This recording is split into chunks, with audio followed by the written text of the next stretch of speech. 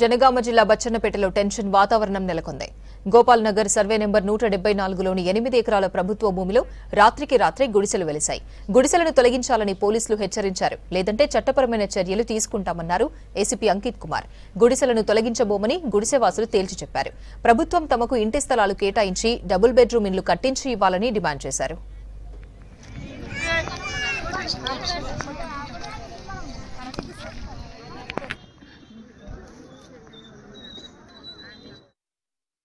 అన్నా మాకు కనీసము ఇళ్ల స్థలాలు ఇంతవరకు కానీ ఏ ప్రభుత్వం కానీ ఎంతో మంది జాగాలు గవర్నమెంట్ జాగాలు ఎంతో మంది కబ్జాలు చేస్తారు. కానీ మా పేదవాళ్లకు భూమి లేని వాళ్లకు ఇంతవరకు ఏ ప్రభుత్వం కానీ ఇప్పుడు కేసీఆర్ ప్రభుత్వం మొన్నటిదాకా వచ్చింది. ఇప్పుడు మన రేవంత్ రెడ్డి సార్ వచ్చిండే మీరు పేదలకు మీరు కనుక మా ఎమ్మెల్సీలను గెలిపించండి, మీ గుడిసెలను మేము ముట్టుకోము, మీ గడిసెల తెరువు రామని ముఖ్యమంత్రి గారు మాకు అందరికీ హామీ ఇచ్చారు.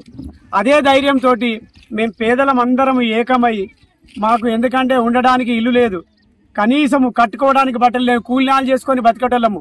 ఈ సిపిఎం పార్టీలు చెప్తే నిజంగా అక్కడ 8 ఎకరాల భూమి ఉన్నది, ఆ భూమిని ఎవరో కబ్జా చేస్తారు.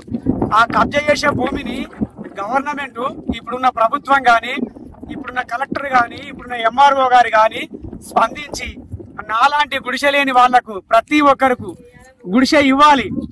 ఎందుకంటే ఎండకు ఎండుతనం, వానకు నాంతనము, కొనలేని పరిస్థితిలో ఉన్నాము. ఇప్పుడు మేము కబ్జా చేస్తలేము, గుడిసె లేని పేదలం కాబట్టి ఇళ్ల స్థలం లేదు కాబట్టి ఈ ఇళ్ల స్థలం ఇచ్చే వరకు ఇక్కడి నుంచి వెళ్ళిపోము, కదలనే కదలము. మా మీద ఎన్ని కేసులు పెట్టినా ఎంతమంది వచ్చి మమ్మల్ని ఇబ్బందులు పెట్టినా కానీ ఇక్కడి నుంచి వెళ్ళిపోము. ఈ గుడిసె స్థలాన్ని మాత్రం వదిలిపెట్టాం. మేము మాకు ఇళ్ల జాగాలు లేక ఏం లేక ఇప్పుడు నా 23-24 సంవత్సరాల నుంచి మేము అక్కడ మహారాష్ట్రలోనే ఉంటున్నాం. మేము ఆదిలాబాద్ అవతల గుడిసె ఉండడానికి గుడిసె స్థలం కూడా లేదు మాకు ఇక్కడ.